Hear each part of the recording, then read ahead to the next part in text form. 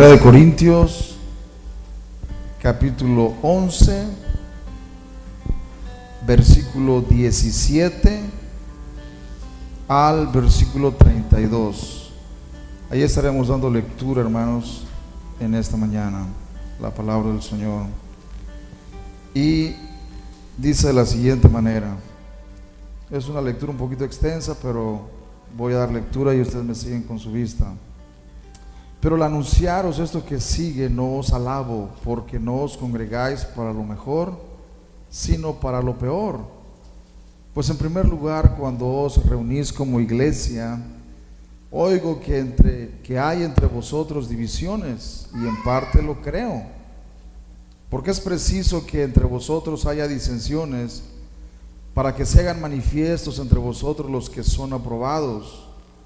Cuando pues os reunís vosotros, esto no es comer la cena del Señor, porque al comer cada uno se adelanta a tomar su propia cena, y uno tiene hambre y otro se embriaga. Pues ¿qué? ¿No tenéis casas en que comáis y bebáis, o menospreciáis la iglesia de Dios y avergonzáis a los que no tienen nada? ¿Qué os diré? ¿Os alabaré? En esto no os alabo. Porque yo recibí del Señor lo que también os he enseñado, que el Señor Jesús, la noche que fue entregado, tomó pan, y habiendo dado gracias, lo partió y dijo: tomad, comed, esto es mi cuerpo, que por vosotros es partido, haced esto en memoria de mí. Asimismo tomó también la copa después de haber cenado, diciendo: esta copa es el nuevo pacto en mi sangre, haced esto todas las veces que la bebiereis en memoria de mí. Así pues, todas las veces que comiereis este pan y bebiereis esta copa, la muerte del Señor anunciáis hasta que Él venga. De manera que cualquiera que comiere este pan o bebiere esta copa del Señor indignamente, será culpado del cuerpo y de la sangre del Señor. Por tanto, pruébese cada uno a sí mismo, y coma así del pan y beba de la copa. Porque el que come y bebe indignamente sin discernir el cuerpo del Señor, juicio come y bebe para sí. Por lo cual hay muchos enfermos y debilitados entre vosotros, y muchos duermen. Si pues nos examinásemos a nosotros mismos, no seríamos juzgados. Mas siendo juzgados, somos castigados por el Señor, para que no seamos condenados con el mundo. Bien, hermanos, hasta ahí la palabra del Señor. Y quiero decirles que el domingo anterior estuvimos hablando sobre el tema de la cena del Señor, y continuaremos en esta mañana con ese tema. Es un tema importante debido a que, como hemos visto ya en los pasados domingos, tiene varias facetas. La enseñanza de la cena del Señor, hermanos, tiene varias facetas, y creo que es importante tener un conocimiento adecuado para poder comprender por qué lo hacemos. Porque algunos de los que vienen, por ejemplo, del catolicismo romano, tienen un entendimiento diferente, o sea, han tenido un entendimiento diferente en cuanto al significado de la cena del Señor. Y ahora dentro del mundo evangélico, nosotros lo comprendemos de diferente manera. Entonces esto es importante comprenderlo. El domingo anterior estuvimos diciendo que algo en lo que los reformadores estaban de acuerdo, todos ellos, era que la cena del Señor, hermanos, es un memorial. No es un sacrificio, tal como Roma lo enseña hasta el día de hoy. No es que Cristo sea sacrificado una vez más en la Eucaristía o en la cena del Señor, no es así, sino que el cristiano que participa de la cena del Señor, del pan y del vino, está conmemorando su muerte, está haciendo un memorial del sacrificio único que Él hizo en la cruz del Calvario. ¿Por qué razón creemos esto? Porque claramente, hermanos, el libro de Hebreos nos dice que Cristo fue sacrificado una sola vez por nuestros pecados, para nunca más volver a repetirse dicho sacrificio. Así que el sacrificio de Cristo fue hecho una sola vez. Si, por ejemplo, Roma dice que en la cena del Señor Cristo es sacrificado una vez más, aunque sea sin sangre, esto contradice claramente la palabra de Dios. Y aun cuando ellos dicen, bueno, nosotros creemos que el sacrificio que Cristo hizo en la cruz es completo, porque Él murió ya en el pasado, es completo. Pero aún así ellos traen ese sacrificio de Cristo en el pasado y lo vuelven a hacer en el presente a través de la consagración de los elementos del pan y del vino. Y ellos creen que Cristo es sacrificado literalmente en el altar de la iglesia. Y esto, hermanos, va contra las escrituras, totalmente en contra, porque Cristo fue una sola vez sacrificado en la cruz para nunca más volver a ser sacrificado. Lo que nosotros hacemos es recordar solamente ese sacrificio que fue hecho en la cruz en nuestro lugar, recordarlo cada vez que la celebramos. Estamos recordando su muerte en esa cruz. No estamos sacrificando una vez más a Cristo, no, estamos recordando su sacrificio. Hay una gran diferencia en estos dos conceptos. Ahora bien, hermanos, los reformadores en este sentido, en el tema de la cena del Señor, ellos no llegaron a un acuerdo completo. ¿Por qué razón? Por la razón de que el tema de la cena del Señor no es un tema que afecta directamente al Evangelio.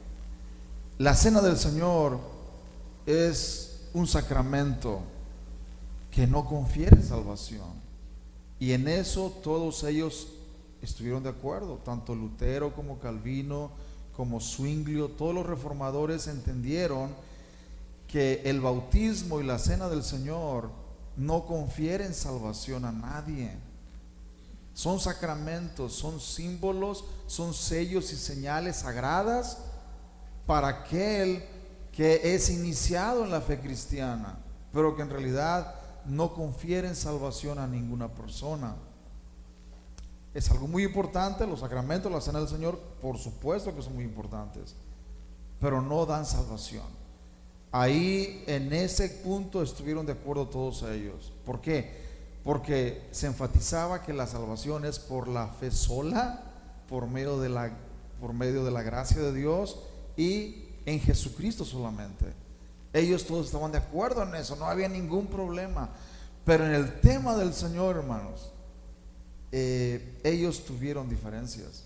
Y en el tema de la cena del Señor, cada uno tuvo sus diferencias y le entendió de una manera distinta. Y en esta mañana quiero hablar sobre ese entendimiento de la cena del Señor dentro del mundo reformado, dentro del mundo de la reforma, dentro de los cristianos evangélicos. Cómo se entiende la cena del Señor, porque ya hemos visto cómo Roma, por ejemplo, lo entiende.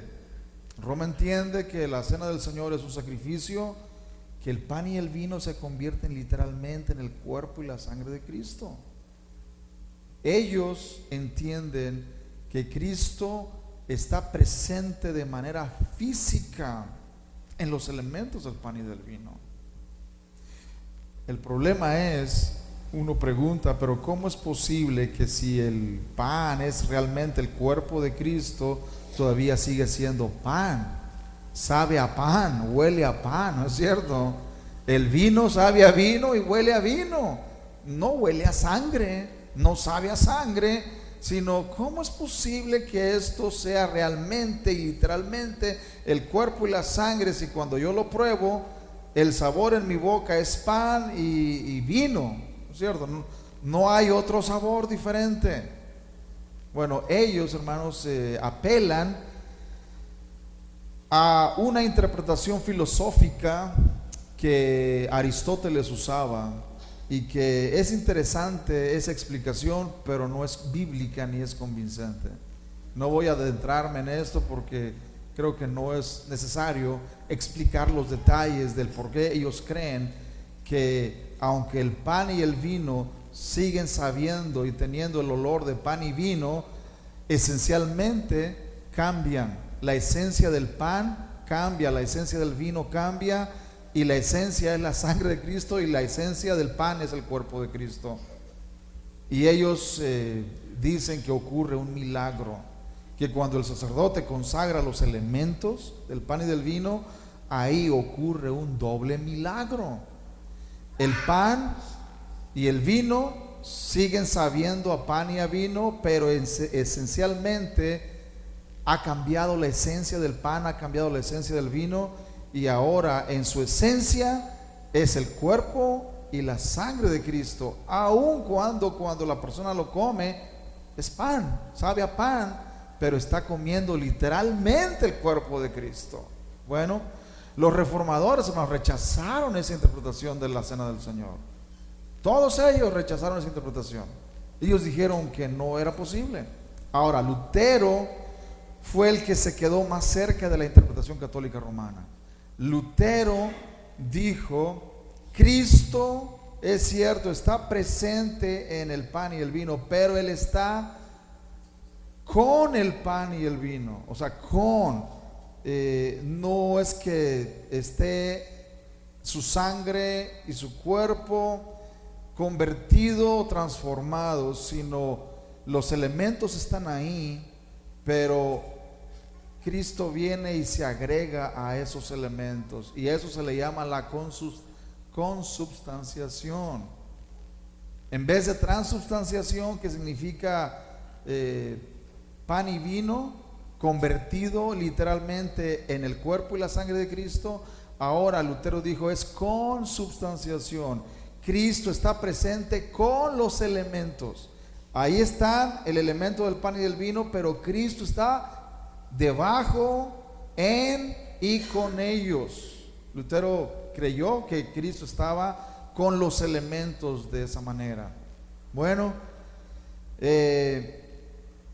hubo un cristiano reformador llamado Zwinglio, quien por supuesto rechazaba la interpretación católica romana de la transubstanciación, pero también comenzó a entender la cena del Señor simplemente como un memorial, que la cena del Señor es un memorial que recuerda la muerte de Cristo, pero que los elementos no tienen a Cristo en sí, no contienen a Cristo. Y en cierta ocasión, hermanos, Lutero y Zwinglio se reunieron para unir fuerzas sobre la reforma protestante, para unirse en lo que ellos estaban haciendo, de la reforma, reformando. Y debido a que Lutero entendía que Cristo está presente con el pan y el vino, y Zwinglio creía que los elementos no son el cuerpo ni la sangre de Cristo, entonces ellos se reunieron para tratar de llegar a un acuerdo.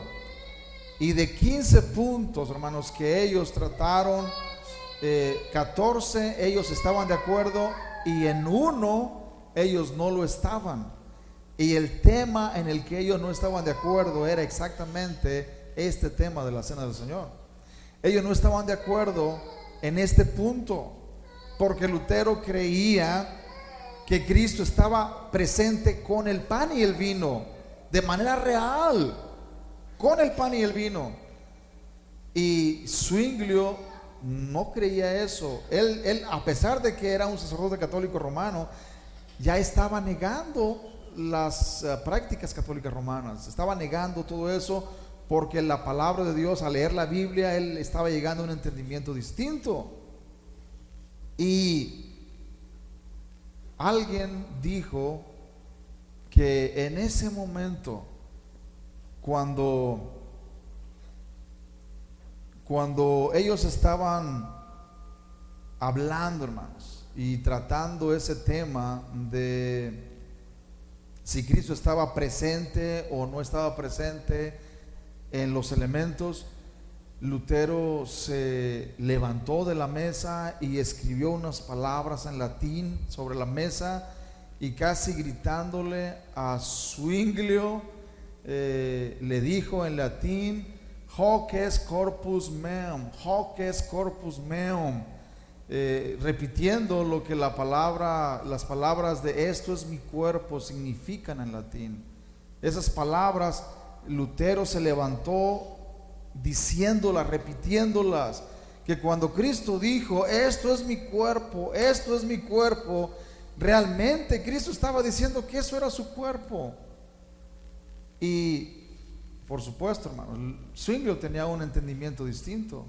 Zwinglio creía que Cristo estaba hablando metafóricamente, y Zwinglio decía: así como Cristo dijo, yo soy la puerta, yo soy la vid, yo soy el camino. Y cuando Cristo dijo todas esas cosas, hermano Lutero, ¿tú no crees que Cristo tenga bisagras, o si tiene bisagras? No, Cristo no tiene bisagras, porque no es una puerta literal. Cristo representa la puerta. Por lo tanto, cuando Él dijo esto es mi cuerpo, Él estaba diciendo: este pan representa mi cuerpo. Cuando dijo este es mi sangre, Él estaba diciendo: este vino representa mi sangre. Así que era tal, hermanos, las diferencias, que los que estaban ahí tuvieron que intervenir para que eso no llegara a una situación un poco más enconada, porque Lutero, hermanos, era alguien que se irritaba fácilmente cuando le llevaban la contraria. Y alguien dijo que un amigo de Zwinglio, llamado Calampadio, le dijo: pero hermano Lutero, ¿qué diferencia hace si Cristo está físicamente presente o no está presente físicamente en el pan y el vino, o está de manera espiritual? ¿Qué diferencia hace? Eso no hay ninguna diferencia. Lutero le respondió: si Cristo me dice que coma excremento, lo voy a hacer, dice, porque eso es bueno para mí.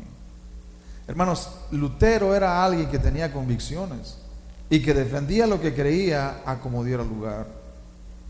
Por esa razón, hasta el día de hoy, los luteranos, seguidores de Martín Lutero, ellos siguen entendiendo la cena del Señor como una consubstanciación, que Cristo está presente de manera física, literal, con el pan y el vino, con los elementos, que Cristo está presente. Así lo entienden, así lo creen.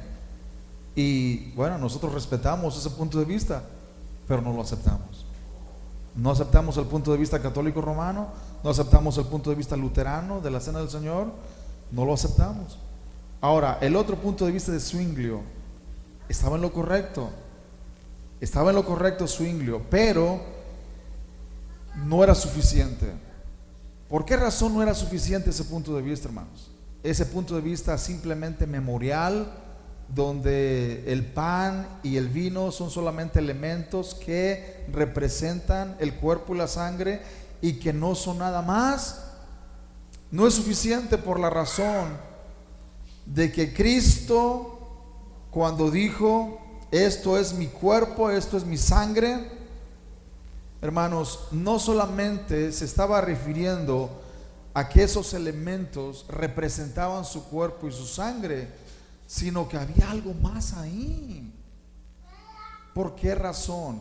Cuando el apóstol Pablo dijo en los versículos que leímos a los Corintios: el que no discierne el cuerpo y la sangre de Cristo, juicio come y bebe para sí. Y yo pregunto en esta mañana: ¿por qué creen ustedes que Pablo dijo que el que no discierne correctamente el cuerpo y la sangre? Porque Pablo entendía que cuando el cristiano participa del pan y del vino en la cena del Señor, hermanos, está participando de algo más que pan y vino. Está participando, fíjense bien, hermanos, de Cristo mismo. Está participando de Cristo mismo. No es algo ligero, no es algo liviano. Por eso la cena del Señor no es cualquier cosa. La cena del Señor tiene que ser realizada y tomada discerniendo el cuerpo y la sangre de Cristo. Porque el que no lo hace, no discierne el cuerpo y la sangre de Cristo, Pablo dice, juicio come y bebe para sí.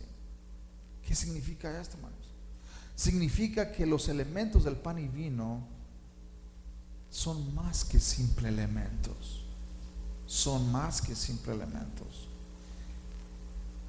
Y otro reformador fue el que después de Lutero y Zwinglio vino a escribir sobre el tema de la cena del Señor y habló de una manera que vino a poner de una vez por todas ese tema en su respectivo lugar. Y me estoy refiriendo a Juan Calvino, hermanos. Juan Calvino fue un reformador en Ginebra que él entendió que Lutero estaba en lo correcto en cierta manera, que Zwinglio también estaba en lo correcto en cierta manera, que la cena del Señor, el pan y el vino, no son simples elementos que solamente representan y que ya no contienen nada.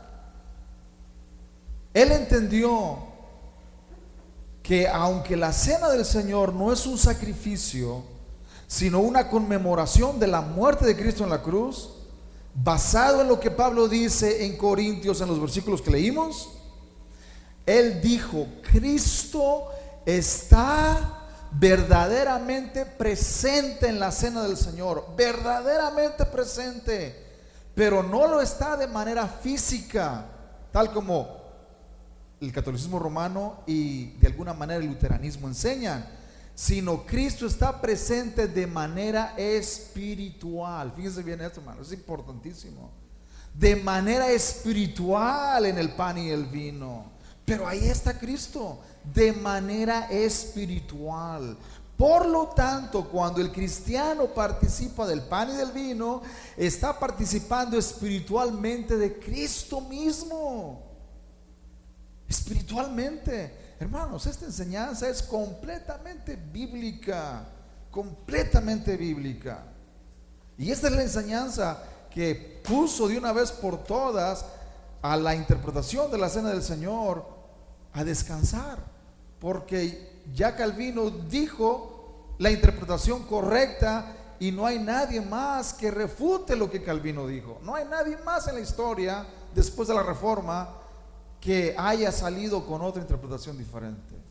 Hasta el día de hoy las iglesias reformadas siguen la enseñanza de Calvino en la cena del Señor, que el pan y el vino son elementos que representan el cuerpo y la sangre de Cristo, pero que Cristo está verdaderamente presente en los elementos, no de manera física, sino de manera espiritual, y que por eso hay juicio si no se disciernen bien los elementos, o si se participa de la cena del Señor de manera, hermanos, incorrecta, se está participando de juicio. En lugar de recibir bendiciones, se recibe juicio, tal como los corintios estaban recibiendo juicio, porque estaban participando de una manera, hermanos, indigna.